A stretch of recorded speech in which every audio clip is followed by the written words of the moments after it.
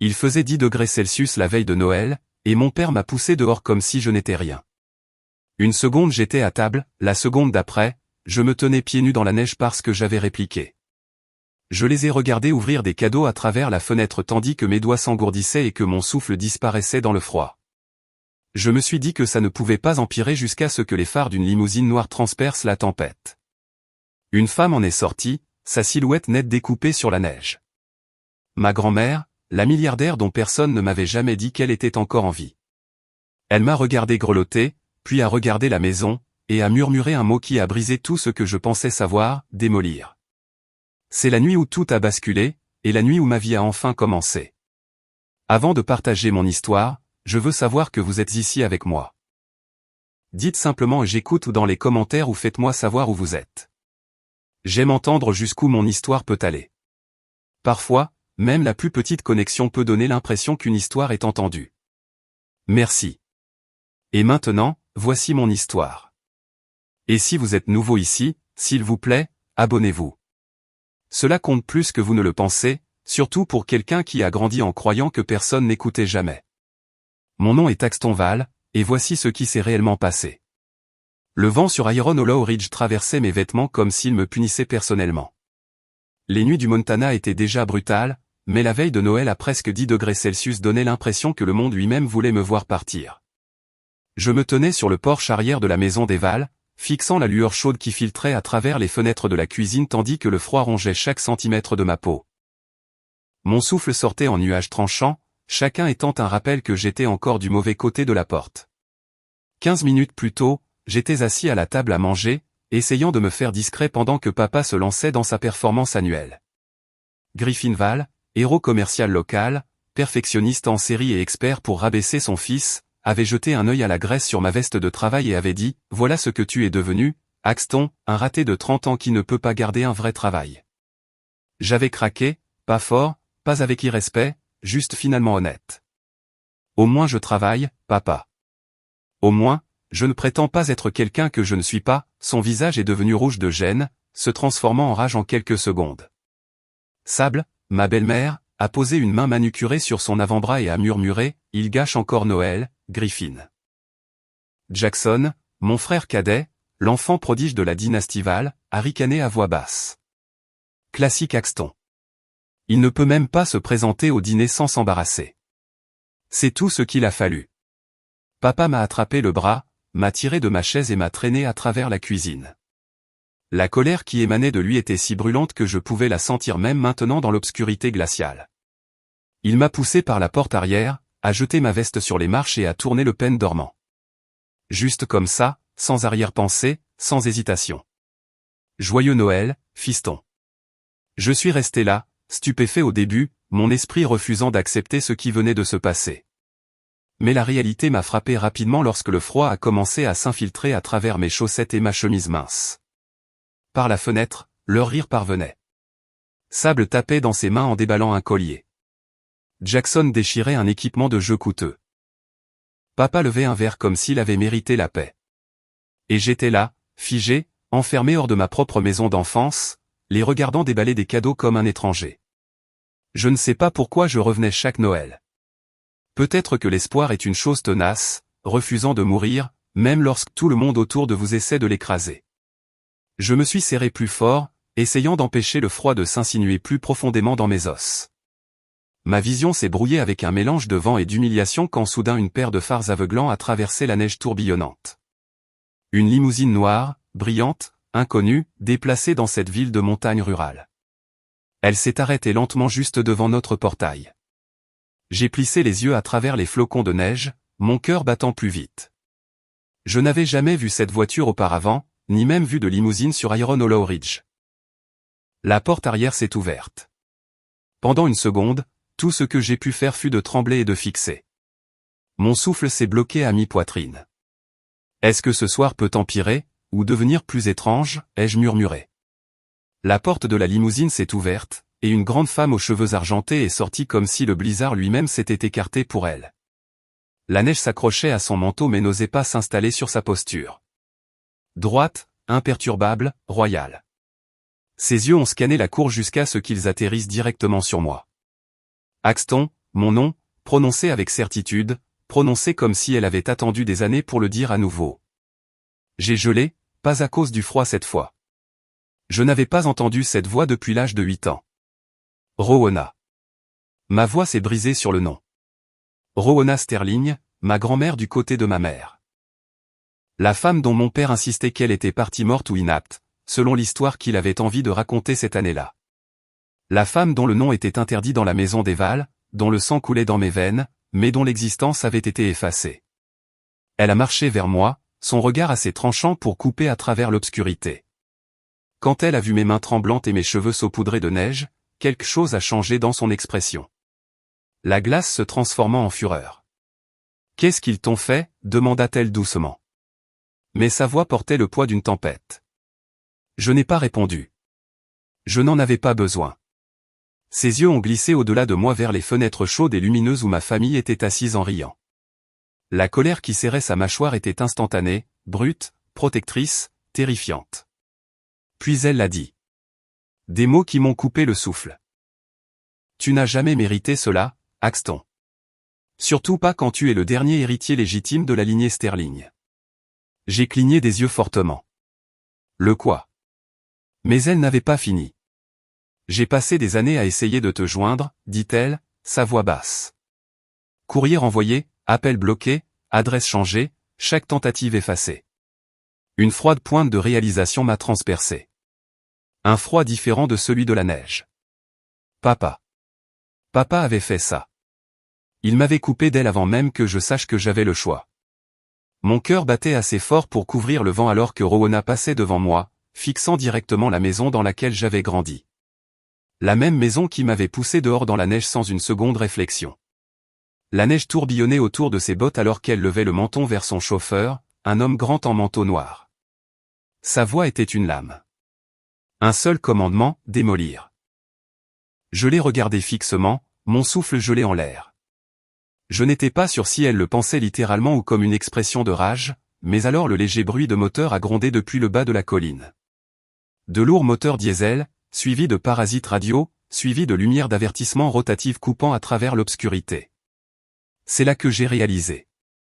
Démolir n'était pas une métaphore, et tout ce qui arrivait était déjà en route. La neige continuait de fouetter à travers l'allée, s'accumulant autour des roues des camions de démolition qui s'arrêtaient les uns après les autres. Leurs phares coupaient la propriété comme des projecteurs, rebondissant sur les barricades métalliques. Les shérifs du comté déchargeaient. En quelques minutes, la crête tranquille s'est transformée en un site d'opération contrôlé. Des unités du shérif d'Iron Hollow garées en formation serrée.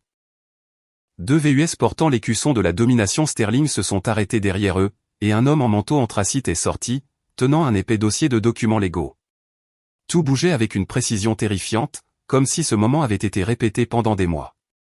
Peut-être que ça l'avait été. J'ai regardé la scène se dérouler, mon souffle tremblant à chaque expiration.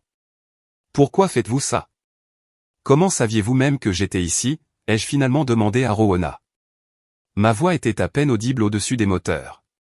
Elle n'a pas répondu. Au lieu de cela, elle a posé une main sur mon épaule, ferme mais douce, et m'a guidé vers la limousine. Entre, mon chéri. Tu gèles. La chaleur des sièges en cuir m'a entouré, mais mon esprit est resté bloqué sur le chaos extérieur. L'avocat de Sterling s'est approché des shérifs avec des documents en main. L'un des officiers a regardé vers la maison, son visage se crispant de surprise. L'avocat s'est tourné vers moi par la porte de la limousine entr'ouverte. Monsieur Val. Sous l'autorité du Trust Sterling, cette propriété est saisie. Votre père a manqué au remboursement d'une hypothèque de longue date liée à la terre Sterling. Cette maison n'est plus légalement la propriété de la famille Val. Mon cœur a chuté. Papa se vantait toujours de posséder chaque pierre sur Iron Hollow Ridge. J'avais grandi en l'entendant affirmer qu'il avait construit cette maison de ses propres mains, un symbole de son succès. Mais maintenant, elle n'était même pas à nous. Il avait vécu sur des terres empruntées, de l'argent emprunté, du temps emprunté. La porte d'entrée a éclaté. Sable a couru en robe, criant après les officiers. Vous ne pouvez pas simplement prendre notre maison. C'est du harcèlement. Griffin, sors d'ici. Jackson a suivi derrière elle, téléphone levé, filmant déjà. Yo, est-ce que quelqu'un sait ce qui se passe? Ils prennent notre maison. Que quelqu'un appelle un avocat. Il a tourné la caméra vers lui-même, adoptant le visage dramatique qu'il utilisait toujours pour ses abonnés en ligne. Même maintenant, il se souciait plus des vues que de ce qui se passait réellement. Papa est apparu en dernier. Sa voix a tonné à travers la cour au moment où il a vu les véhicules Sterling. Faites demi-tour à ces machines. Cette terre est à moi. Je vais vous poursuivre en justice chacun de vous. Rowena est sortie de la limousine. Sa seule présence a réduit au silence la moitié de l'équipe. Griffin s'est figé comme s'il avait vu un fantôme. Ça fait longtemps, Griffin, dit-elle, son ton calme mais empreint d'une histoire que je ne comprenais pas encore. Toi, grogna Teil. Tu n'as aucun droit. Tu m'as réduite au silence pendant 22 ans, coupa Teil, et tu as siphonné des fonds sterling pour soutenir tes projets ratés. Tu m'as privé de mon petit-fils, intercepté mes lettres et falsifié des documents le liant à ton foyer afin que rien ne l'atteigne. Tu as fait tout ça en prétendant être un homme respectable. Le visage de Griffin s'est vidé de ses couleurs. Puis vint le déni, vif et prévisible. Mensonge. Tout est mensonge. Mais ses yeux continuaient de se dérober vers les shérifs et l'avocate homme qui ne l'écoutait plus. J'ai regardé mes deux mondes entrer en collision devant moi. La famille avec laquelle j'ai grandi bruyante, imparfaite et cruelle. Et la grand-mère dont je me souvenais à peine se tenant là avec puissance, détermination et une rage qui semblait avoir attendu des décennies. Ma poitrine s'est serrée. Pour la première fois, je me suis demandé combien de mensonges j'avais avalé au fil des ans. Quoi d'autre m'avait-il pris? Quoi d'autre avait été réécrit? Puis Rowena m'a regardé directement. Tu mérites la vérité sur ta mère, dit-elle. Elle n'est pas morte de la façon dont il te l'a raconté.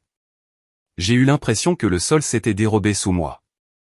La mort de ma mère était la seule histoire que je n'avais jamais remise en question, la seule chose trop douloureuse à revisiter, mais maintenant elle me disait que ce n'était pas vrai. Avant que je puisse parler, les shérifs ont fini d'apposer des scellés sur la propriété. Un avis orange vif a été agrafé à la porte. Sable a crié. Jackson a continué de filmer. Papa a essayé de dépasser un officier et a été immédiatement maîtrisé. Ma maison d'enfance était officiellement condamnée. Rowena m'a touché le bras. Il est temps de partir. Je suis monté dans la limousine, regardant à travers la vitre teintée comment la maison des Val, toute ma vie telle que je la connaissais, était scellée. Pour la première fois, j'ai compris que partir pourrait être la seule voie à suivre. Et maintenant, je devais décider si je voulais vraiment des réponses, même si elles détruisaient chaque souvenir qu'il me restait. Le trajet hors d'Iron Hollow semblait irréel, comme si quelqu'un m'avait soulevé de ma vie et m'avait déposé dans l'histoire d'un autre homme. La neige se brouillait en traînées blanches à l'extérieur de la fenêtre, et le siège en cuir était trop doux, trop chaud, trop étranger. Mes mains n'arrêtaient pas de trembler, non plus à cause du froid, mais à cause de tout ce que je venais de voir. Rowena était assise en face de moi, m'étudiant avec une expression mêlant soulagement et chagrin. « Tu es en sécurité maintenant » dit-elle doucement. Sécurité. Je ne savais même plus ce que cela signifiait. Nous avons volé à travers la nuit vers Aspen, Colorado, où le domaine Sterling se profilait comme quelque chose issu d'un monde auquel je n'avais jamais appartenu. Des portails massifs en fer s'ouvrirent sans hésitation. L'allée s'étendait plus loin que toute la rue où j'avais grandi. La maison elle-même non, le manoir élevait derrière les pins, brillant d'or contre les montagnes enneigées. Je suis sorti de la limousine, me sentant comme un intrus. À l'intérieur, tout était de la pierre polie, un éclairage chaleureux, des peintures valant plus que tout ce que les Val n'avaient jamais possédé. Le personnel se déplaçait respectueusement autour de nous comme si ce moment avait été anticipé pendant des années. Quand nous nous sommes finalement assis dans un bureau privé, j'ai posé la question qui me brûlait l'esprit depuis qu'elle était apparue à Iron Hollow. Pourquoi êtes-vous resté loin? Pourquoi ne vous êtes-vous pas battu plus fort pour me voir? Elle n'a pas hésité. Je me suis battu, Axton, mais chaque fois que je m'approchais, Griffin menaçait de me dénoncer pour harcèlement, menaçait de t'emmener, menaçait les autorités avec des accusations fabriquées. Il m'a dit qu'il te ferait placer en foyer si j'essayais de te contacter à nouveau. Mon estomac se tordit. Il a dit, te parler ruinerait ma vie. Elle a fermé les yeux brièvement, se ressaisissant. Il l'a ruiné en te coupant de la famille de ta propre mère. Je me suis penché en arrière, mon souffle tremblant.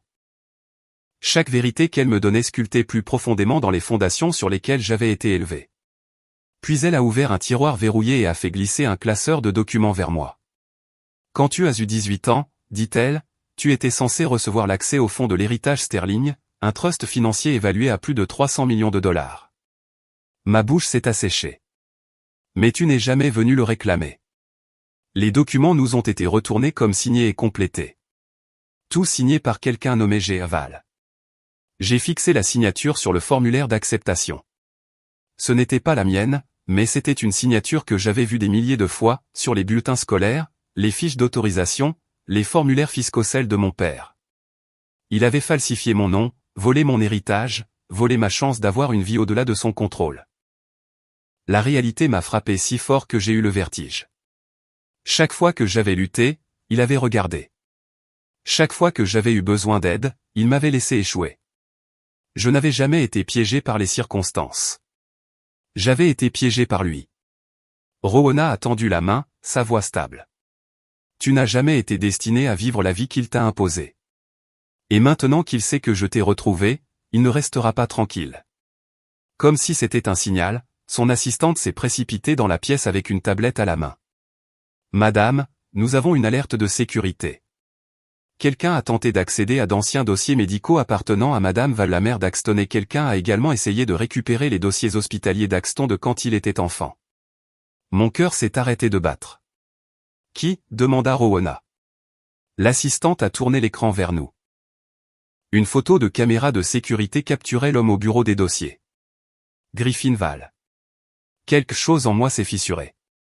S'il fouillait dans ces dossiers, alors l'histoire de la mort de ma mère, celle qu'il avait répétée toute ma vie, aurait pu être un mensonge. Je me suis levé, sentant le sol se dérober à nouveau sous moi. J'ai besoin de savoir ce qui lui est vraiment arrivé. Rowena hocha la tête. Alors nous avons cherché ensemble. Mais tu dois comprendre qu'une fois que nous commençons, il n'y a plus de retour en arrière. J'ai dégluti difficilement. Je suis prêt. Et pour la première fois de ma vie, je le pensais vraiment.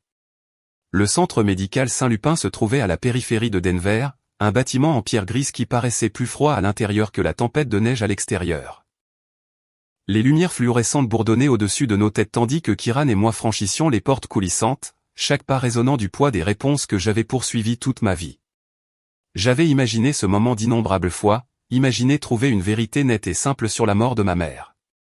Mais l'air dans cet hôpital était lourd, comme si les murs eux-mêmes se préparaient à mettre quelque chose à nu. Nous nous sommes approchés du comptoir des archives, et au moment où l'infirmière âgée a levé les yeux vers moi, son souffle s'est coupé. Ses yeux se sont adoucis d'une manière qu'aucun étranger n'avait jamais eue envers moi. Mon Dieu, vous lui ressemblez tellement, a-t-elle murmuré. Vous arrivez avec 22 ans de retard, mon chéri. Ces mots ont coulé en moi comme de la glace. Avant que je puisse demander quoi que ce soit, elle nous a fait signe de nous approcher, baissant la voix. Vous cherchez le dossier de votre mère, n'est-ce pas? J'ai hoché la tête. Elle a tapé quelques touches, a froncé profondément les sourcils, puis a tourné l'écran pour que je puisse voir. Un tampon rouge recouvrait l'écran d'un coin à l'autre, scellé par ordonnance du tribunal. Ma poitrine s'est serrée. Qui a donné l'ordre? Elle n'a hésité qu'un instant avant de prononcer le nom que j'avais commencé à craindre d'une manière nouvelle et plus sombre. Il a été scellé par Griffin Veil. Pendant une seconde, j'ai oublié comment respirer. Griffin avait scellé le dossier médical de ma mère. Pourquoi? Que cachait-il? Les yeux de l'infirmière ont balayé la pièce, et elle a glissé une mince feuille de papier de sa poche. Je ne devrais pas faire ça. Mais votre mère était un ange, et ce qui lui est arrivé? Ce n'était pas juste. Elle m'a tendu une photocopie décolorée, à peine lisible. C'est tout ce que j'ai eu le temps d'attraper avant que tout ne soit emporté. Je l'ai déplié de mes mains tremblantes. Les notes d'admission étaient tachées, mais une ligne était toujours claire, traumatisme dû à un impact contondant. Agression domestique suspectée. Pas un accident de voiture, pas une chute, pas de la malchance et de la violence.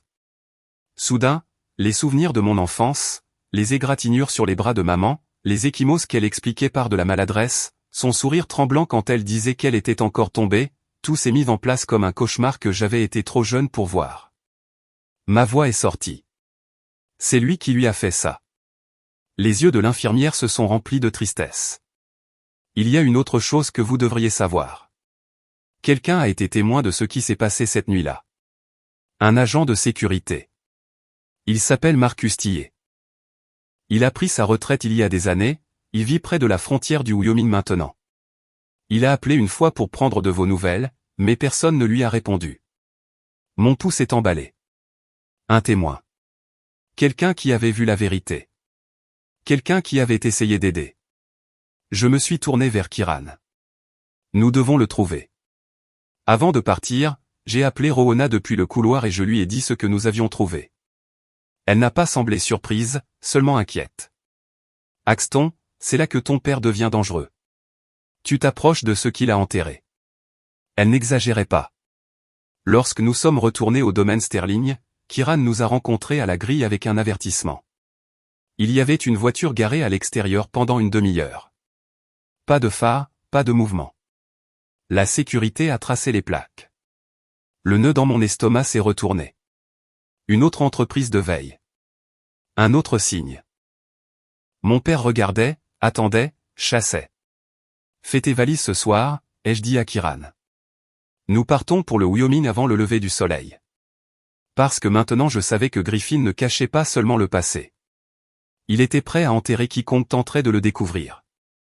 Nous avons quitté Aspen au cœur de la nuit, les montagnes se dressant au-dessus de nous comme des géants silencieux alors que nous traversions des cols gelés. Le chauffage soufflait à fond, mais mes mains ne cessaient de trembler. Chaque kilomètre vers le Wyoming m'entraînait plus profondément dans une version de l'histoire de ma famille qui me terrifiait. Je ne cherchais plus seulement des réponses. Je cherchais la vérité sur l'homme qui m'avait élevé. L'homme qui aurait pu tuer ma mère. L'homme qui avait passé des décennies à s'assurer que je n'apprendrais jamais la vérité. À l'aube, nous avons atteint une étendue de terre plate et enneigée, parsemée d'anciennes maisons de ranch. Marcus Tillet vivait dans la dernière maison au bout d'un chemin de gravier, une petite cabane en bois avec de la fumée s'échappant de la cheminée. Quand il a ouvert la porte et m'a vu là, son expression s'est effondrée sous le choc. « Vous êtes son garçon », a-t-il murmuré. « Vous ressemblez tellement à Lily. » Entendre le nom de ma mère prononcé si doucement, m'a presque brisé. Il nous a invités à entrer, et alors que nous étions assis près d'un poêle crépitant, il a commencé à parler.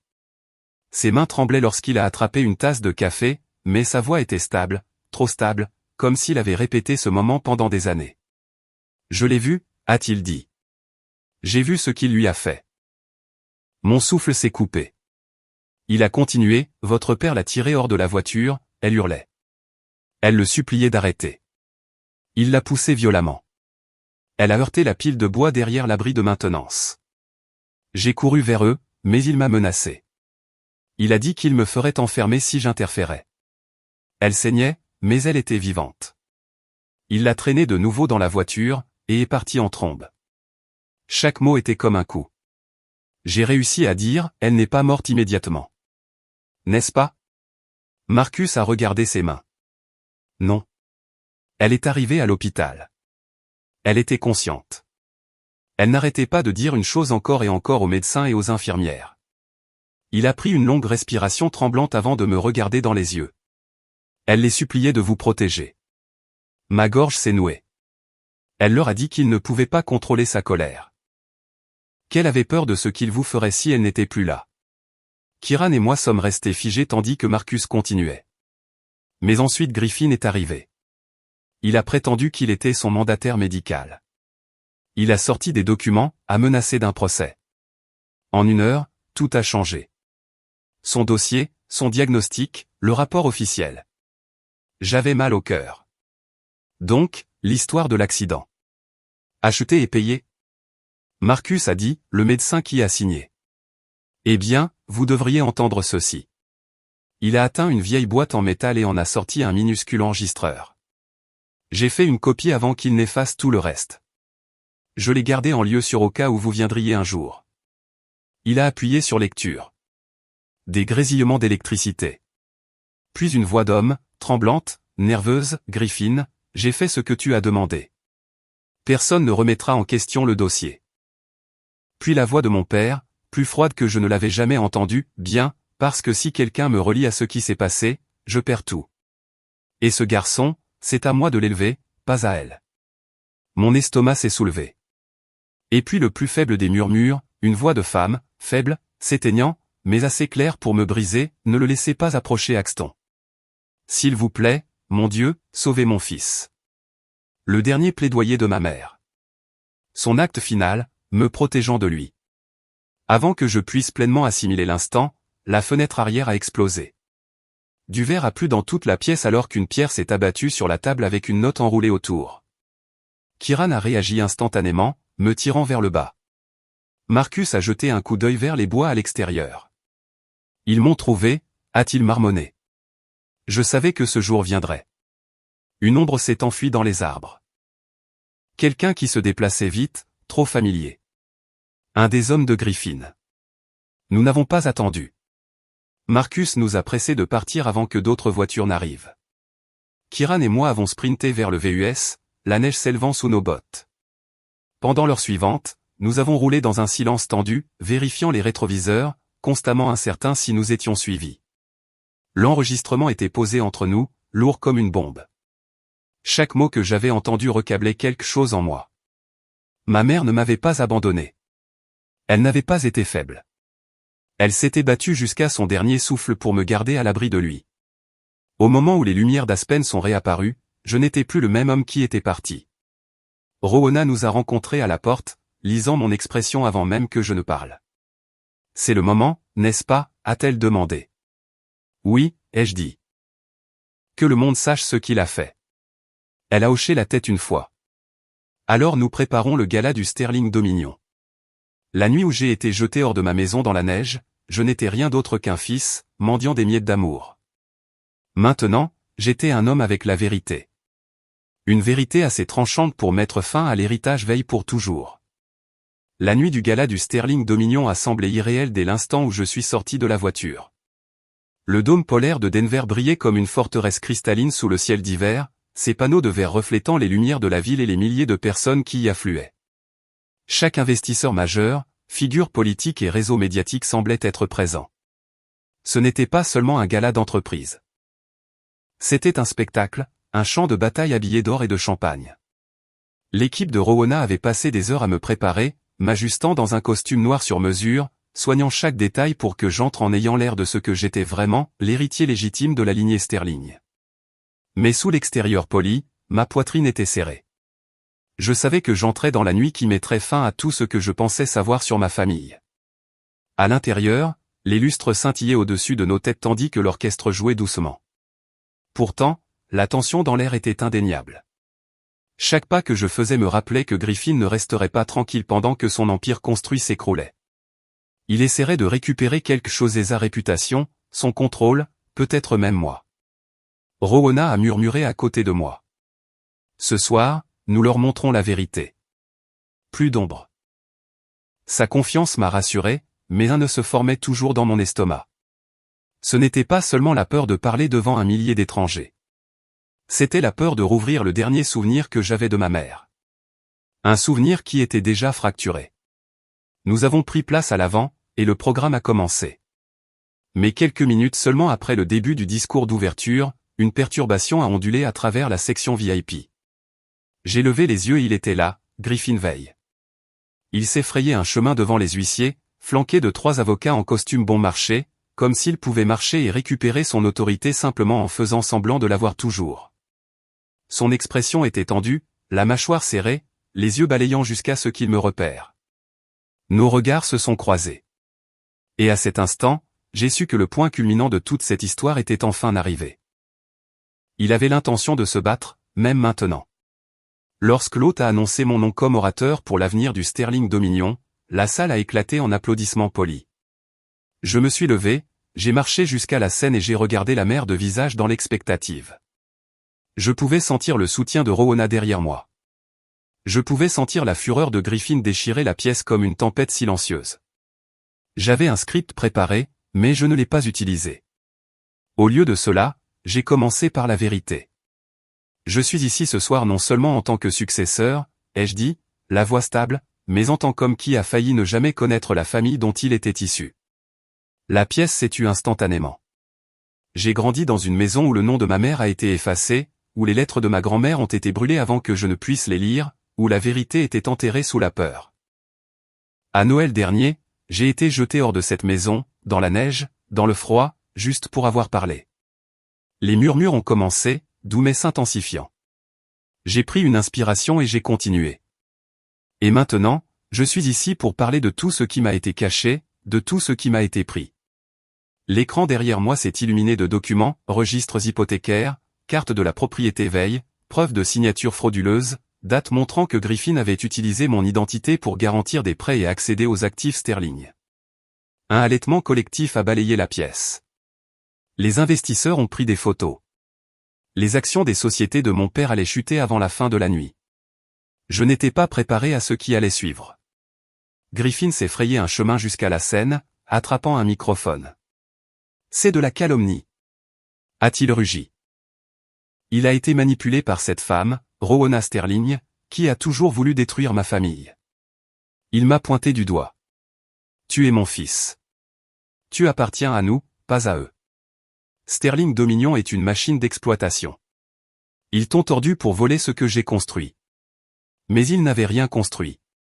Même ces mensonges ne tenaient plus. J'ai laissé la foule se calmer, puis j'ai dit doucement, si vous croyez vraiment cela, alors écoutez ceci. D'un signe de tête au technicien, j'ai diffusé l'enregistrement que Marcus m'avait donné. La salle est devenue complètement immobile. La voix de mon père a résonné à travers le dôme, froide, calculée. La voix du médecin tremblait, et enfin, le murmure de ma mère, ce fragile plaidoyer pour me sauver. Des gens se sont couverts la bouche. D'autres ont baissé la tête. Le poids de ces dernières paroles a rempli la pièce comme un nuage d'orage éclatant enfin. Griffin a chancelé en arrière, comme si la vérité elle-même l'avait frappé. Avant qu'il ne puisse parler, l'un des avocats de Sterling Dominion est monté sur scène. Le médecin impliqué dans la falsification du rapport médical a avoué, a-t-il annoncé. Son témoignage implique directement Monsieur Veil. La déclaration a été lue à haute voix. Griffin avait payé pour réécrire la cause du décès, soudoyer des responsables d'hôpital et réduit au silence les preuves de violence domestique. Au moment où ils ont terminé, Griffin n'était pas seulement déshonoré. Il était ruiné. Les investisseurs de Northstar se sont retirés. Les photographes se sont pressés. Les organisateurs ont demandé à la sécurité d'intervenir. 2 gardes ont pris Griffin par les bras, l'escortant dehors alors qu'il criait de manière incohérente, ces derniers fragments de pouvoir lui échappant. Je l'ai regardé partir. Pour la première fois, il avait l'air petit. Pas un monstre, pas un tyran, juste un homme dépouillé des mensonges auxquels il s'accrochait. Le gala a repris, mais tout avait changé. Alors que les applaudissements montaient autour de moi, alors que les journalistes griffonnaient des notes et que les caméras clignotaient, j'ai réalisé que la fin était proche, mais que les conséquences seraient une bataille en soi. Je suis descendu de la scène, sachant que plus rien ne serait jamais pareil. Et pour une fois, cela me semblait juste. Le matin après le gala, mon téléphone n'arrêtait pas de vibrer. Quand je l'ai finalement ouvert, l'écran était inondé, des centaines de messages, des dizaines d'appels manqués, et plus de notifications que je ne pouvais en traiter. Les organes de presse de Denver au Montana affichaient des gros titres sur l'héritier Sterling confrontant son père devant le monde financier tout entier. Des extraits de mon discours et de l'enregistrement audio étaient déjà devenus viraux. Je n'étais pas préparé à la célébrité. Pas le genre sensationnel, pas le genre douloureux qui vient d'exposer sa propre famille. Mais il n'y avait plus de retour en arrière possible. À midi, le département du shérif d'Iron Hollow a publié une déclaration formelle. Griffin Veil était accusé de falsification, de fraude financière, d'entrave intentionnelle à la justice, de violence domestique ayant entraîné la mort, de falsification de preuves médicales et de corruption d'un professionnel de la santé. Entendre les accusations lues à haute voix me semblait surréel. Je ne me sentais pas triomphant. Je ne me sentais pas brisé. Je me sentais en équilibre, comme si le monde avait finalement reconnu la vérité que j'avais portée sans le savoir pendant des décennies. Sable a disparu de la ville quelques heures après la nouvelle. Jackson a essayé de prendre ses distances publiquement, mais a fini par creuser sa propre tombe lorsque d'anciennes vidéos ont refait surfacer des extraits de lui se moquant de moi, me rabaissant, riant alors que j'étais jeté dans la neige. Bran a coupé les ponts, ses followers se sont retournés contre lui, et pour la première fois, je n'ai pas ressenti le besoin de le secourir ni personne d'autre. Certaines fins ne sont pas des tragédies, ce sont des conséquences. Au domaine Sterling, Rowena s'est tenue à mes côtés alors qu'elle faisait une annonce. Elle me transférait la gestion de la division montagne du nord de Sterling Dominion. Ce n'était pas seulement un titre. C'était un endroit pour me reconstruire, mon avenir et l'héritage de la famille que j'étais censé avoir. Avec Kieran Holt comme conseiller principal, nous avons commencé à structurer de nouvelles initiatives. Ma première directive était personnelle, un fonds pour soutenir les enfants touchés par la violence domestique et un autre pour protéger les travailleurs exploités par des familles puissantes, tous deux en l'honneur de ma mère. Plus tard cette semaine-là, l'équipe juridique de Rowena a découvert autre chose. Une lettre. Une lettre que ma mère avait écrite à Rowena quelques jours avant de mourir, mais qui a été interceptée et jamais livrée. De son écriture, elle parlait de vouloir quitter Griffin, de vouloir m'emmener et retourner à Aspen, où elle et moi serions en sécurité. Elle parlait de peur. Elle parlait d'espoir. Elle parlait d'amour. Elle n'a jamais eu la chance de l'envoyer. La lire, c'était comme si quelqu'un m'avait mis sa main dans la mienne après 22 ans. Quand je suis finalement retourné à Iron Hollow, la maison Veil avait disparu. À sa place se trouvait un vaste terrain vide recouvert de givre. Je suis resté là longtemps, sentant la douleur de mon enfance et la liberté de mon âge adulte s'entrechoquer en moi. J'ai alors décidé de construire quelque chose de nouveau sur cette terre, un centre communautaire nommé d'après ma mère. Un lieu où la protection, le soutien et la dignité seraient toujours offerts gratuitement. De retour à Aspen, la vie s'est lentement remodelée. J'ai partagé des dîners avec Rowena, ri davantage avec Kieran, et trouvé des moments de calme pour respirer à nouveau. Pour la première fois, je me sentais faire partie d'une famille, construite sur la vérité plutôt que sur la peur. En fin de compte, j'ai compris quelque chose profondément. La famille n'est pas définie par le sang. Elle est définie par qui se tient à vos côtés quand tout s'écroule. Mon voyage n'était pas une question de vengeance. C'était une question de revendiquer la vérité, d'honorer ma mère et de reprendre la vie qui aurait dû être la mienne depuis le début. Et chaque fois que je repense à cette veille de Noël glacial, la nuit où j'ai été jeté dans la neige, je réalise que ce n'était pas la nuit où j'ai été abandonné. C'était la nuit où j'ai été trouvé. Dans les semaines qui ont suivi, je me suis retrouvé à marcher dans une vie qui me semblait enfin être la mienne. Certains matins, je me réveillais toujours en m'attendant à ce que le poids du passé m'écrase. Mais au lieu de cela, je ressentais quelque chose de peu familier. Un espace tranquille, une sorte de liberté que je n'avais jamais cru gagner. Et dans ce calme, je n'arrêtais pas d'imaginer ce que ma mère aurait dit si elle pouvait me voir maintenant. Je pense qu'elle m'aurait dit que la survie n'est que la première étape et que la reconstruction est l'endroit où la vraie force commence. J'ai appris que la guérison ne vient pas toujours dans des victoires spectaculaires. Parfois, elle vient dans les petits choix se présenter pour soi-même, choisir la vérité plutôt que la peur, refuser de porter la honte que quelqu'un d'autre a placée sur vos épaules. Et bien que rien ne puisse changer ce qui s'est passé, j'ai accepté que le passé n'ait pas le droit de dicter mon avenir. C'est moi qui décide de ce que je deviens maintenant. Si vous avez suivi mon histoire jusqu'à présent, je veux que vous sachiez quelque chose. Peu importe à quel point votre vie a semblé solitaire, peu importe le nombre d'années que vous avez passé à croire que vous étiez le problème, votre histoire n'est pas terminée et vous méritez un chapitre où vous pouvez enfin respirer. Avant de clore cette dernière partie de mon voyage, je veux vous demander quelque chose de simple, quelque chose d'humain. Si vous êtes ici avec moi à écouter ceci, faites-le moi savoir en commentant, toujours là, ou dites-moi d'où vous regardez. Cela signifie plus que vous ne le réalisez de savoir que quelqu'un là-bas entend cette histoire non pas comme des ragots, non pas comme un divertissement, mais comme un rappel que la vérité compte et que les gens peuvent se relever même après avoir été brisés. Et si cette histoire a résonné en vous, si vous avez ressenti ne serait-ce qu'une petite partie de votre propre vie reflétée dans la mienne, j'espère que vous envisagerez de vous abonner à la chaîne. Votre soutien aide des histoires comme la mienne à continuer d'atteindre les personnes qui pourraient en avoir le plus besoin. Chaque auditeur, chaque commentaire, chaque moment partagé crée un peu plus d'espace dans le monde pour l'honnêteté et la guérison. Merci d'être resté jusqu'à la fin. Merci d'avoir été témoin de la vérité avec moi. Je m'appelle Axton Sterling et ce n'est pas la fin de mon histoire. Ce n'est que le début de la vie que j'étais censé vivre depuis toujours.